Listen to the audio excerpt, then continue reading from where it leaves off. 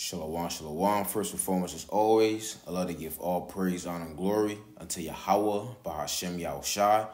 Our shalom to my teachers, the elders that are at GMS. And as always, peace and blessings unto the elect.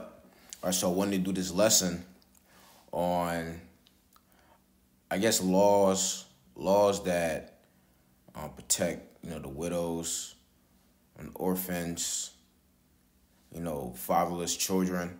Which this stems back of what I was going into at camp the other night. Not last night, but I believe the night prior. I brought it out. I said I was going to do a video on it, right? And that stemmed from, what's going on with the EBT or the SNAP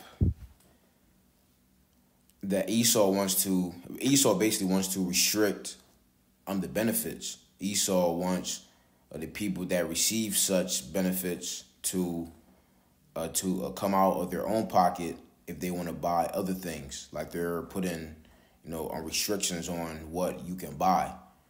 For example, it said you can't buy no white rice, no white bread or whatever, or any white grains, something to that effect. Only wheat. Also, you can't buy fresh meat. You can't buy cheese with it, right? So Esau is setting up unrighteous decrees, and I was comparing Esau's unrighteous decrees to our righteous decrees, how our laws, statutes, and commandments is set up to where everybody in the nation of Israel can prosper, even if you are poor, even if you are a woman that just got divorced from her husband, or your husband died. You see what I'm saying? A fatherless child. We have laws that are set up to where everybody can eat, everybody can prosper. But you see, with this man's system, his laws are set up to where you're just going to fail. And that's why we have the best laws, statutes, and commandments. When you read Deuteronomy, the 4th chapter, and this is what's going to be governing the world once we get back into power. Deuteronomy 4 and verse 5, it says, "Behold, I have taught you statutes and judgments, even as Yahweh my power commanded me, that ye should do so in the land whither ye go to possess it. Keep therefore and do them, for this is your wisdom and your understanding in the sight of the nations, which shall hear all these statutes and say, surely this great nation is a wise and understanding people." You see that? Man, that is definitely wise. That is wise for them to do this. This is wise of them to set this thing up. But if you take a look at the laws of the so-called white man, it is horrible. It is terrible. And then at that, they don't even uphold their laws. The good ones that they have, they don't even uphold it. It's just there just to be there. You have to do extensive, diligent research for you to know a law that can benefit you. They just don't come out and tell you. Why is that? Because he is a devil. But anyway, this is Deuteronomy, the 24th chapter, and I'm gonna start at verse.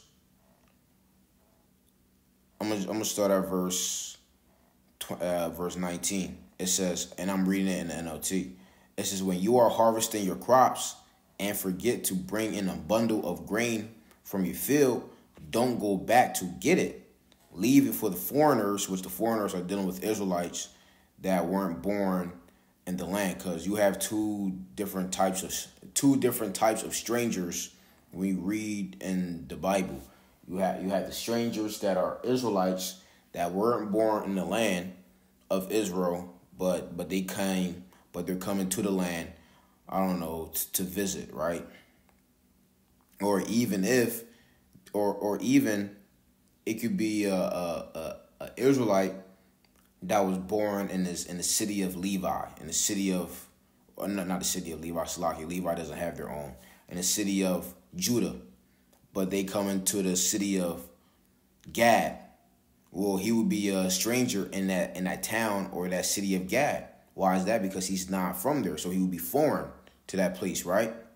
Or it could be heathen. But depending upon a context, you have to make that decision, which in this context, it would have to be an Israelite, right? Because heathens doesn't have rights when dealing with our laws, statutes, and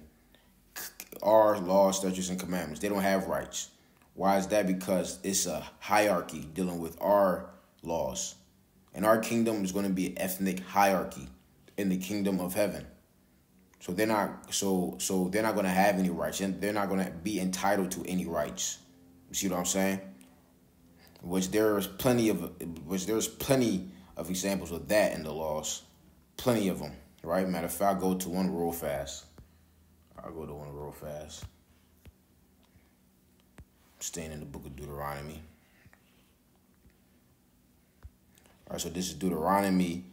This is Deuteronomy, the 15th chapter, and I'm going to start verse 1. It says the year of release is the sabbatic year. It says at the end of every 7 years, thou shalt make a release. Basically, a release is dealing with clearing of debt, right? Let's get in the NOT real quick. It says at the end of every 7th year, you must cancel the debts of everyone who owes you money. This is how it must be done. Everyone must cancel the loans they have made to their fellow Israelites. They must not demand payment from their neighbors or relatives, for Yahweh's time of release have arrived. This release from debt, however, applies only to your fellow Israelites, not to the foreigners living among you. So now, in this context, the foreigners will have to be the heathen. Why is that? Because the law says, look, this is only dealing with your fellow Israelites, not these heathens that is dealing around that are around you, or that may be living in your land. You see what I'm saying? So that's a perfect example of ethnic hierarchy right there.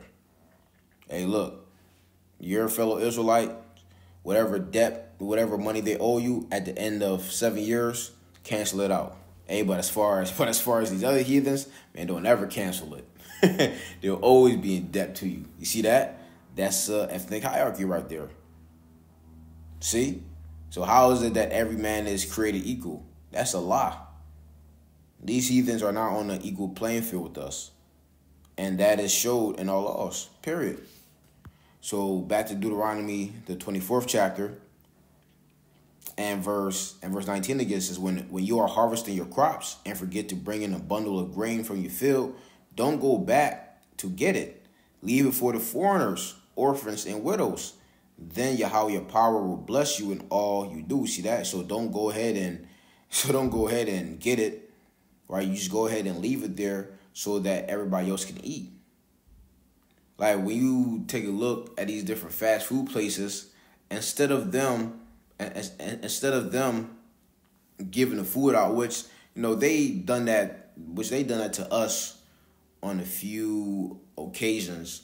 Going back to 2019, we used to pass out flyers certain days out the week, and we were passing out flyers around this college. It was called Temple.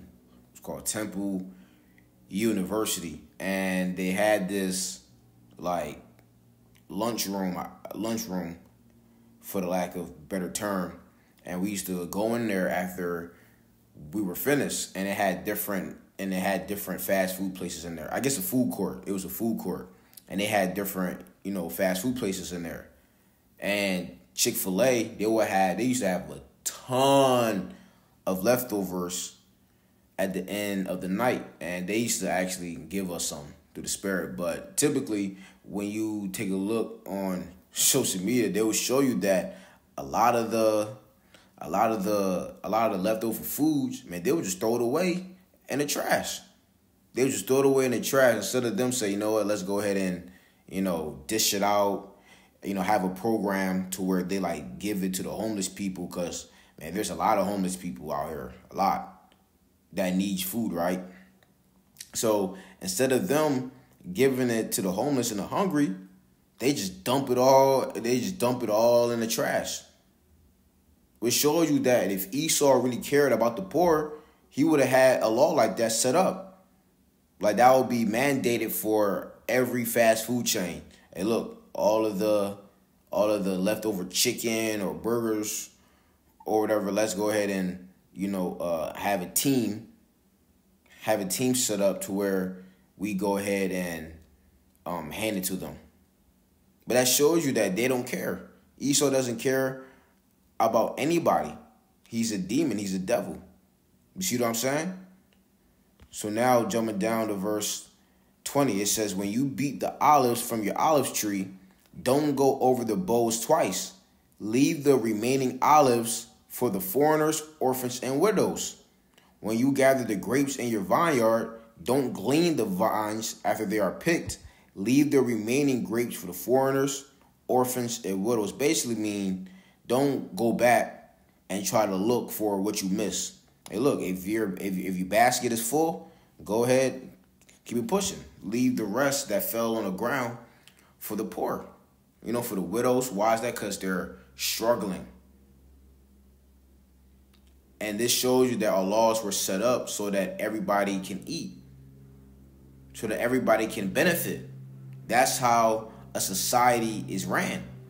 And if this society was ran properly, everybody would be in a rejoicing type of spirit. This is Proverbs 29 and verse 2. It says, when the righteous are in authority, the people rejoice. But when the wicked bear rule, the people mourn. And why is it the people mourning? Because the earth is not being ran the correct way. It's not being ran righteously. And that's why once we get into power, everybody's going to be rejoicing. This is Proverbs 11 and verse 10. It says, when it goeth well with the righteous, the city rejoiceth. And when the wicked perish, there is shouting. You see that? So when it goeth well with the righteous, the city rejoices. So everybody's gonna rejoice once we get into power. And when the wicked perish, everybody's gonna be happy. Everybody is gonna be happy when Esau, this man, gets out of power. Because as I clearly demonstrated through our laws, man, our laws were set up perfectly to where nobody would struggle. You see what I'm saying? Nobody would be going out in a bad way, right? But man, here in America, totally through, because this man ultimately he doesn't want a lot of people in the earth. That's his spirit. But the earth was made so that we can all inhabit it, right? But again, this man, he doesn't want to see anybody prosper but himself. You see what I'm saying? And that's how you know he's a damn devil. So let me go ahead and grab Isaiah the 14th chapter. This is Isaiah chapter 14. And I'm going to start at verse 5. It says, Yahweh hath broken the staff of the wicked and the scepter of the rulers. He who smote the people in wrath with a continual stroke, he that ruled the nations in anger, is persecuted, and none hindereth. The whole earth is at rest, and is quiet. They break forth into singing. That's right, the whole earth is at rest. Literally, the whole earth will be at rest when this damn devil get out of power. Finally, the earth can rest. The earth and everybody in it. Let me go ahead and grab this real fast. This is First Chronicles. First Chronicles,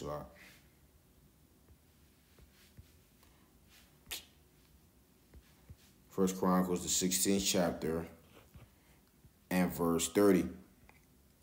It says, I'm gonna start verse 29. It says, give unto Yahweh the glory due unto his name. Bring an offering and come before him.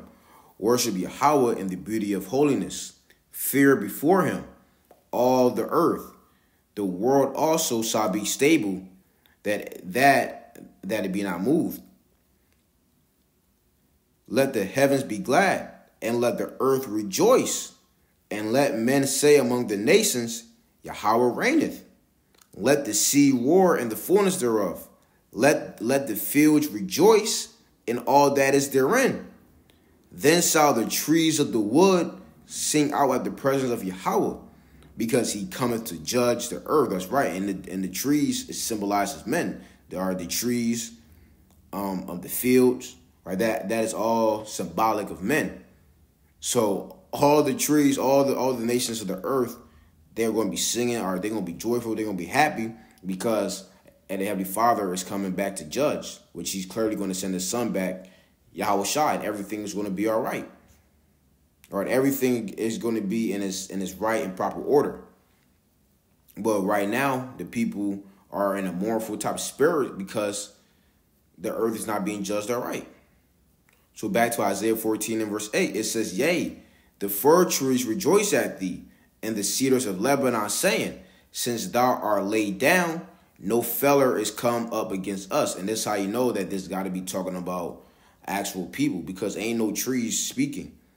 And a feller is somebody that hew down trees. So what this precept is saying is like, man, since your ass got out of power, nobody has came into our land and raped, robbed, and pillaged, right? Nobody has set up any unrighteous decrees. We're fine, because we're going to be ruling in righteousness, right? Now the nations are going to be put in slavery under us, yes, but see, the thing is, we are going to be ruling in righteousness. It's going to be a difference. It's going to be a difference in how we're going to run our kingdom versus how Esau ran his here on earth. All right, so I'm going to close out Yahweh Tazah. If you brothers and sisters were edified, till next time, shalom.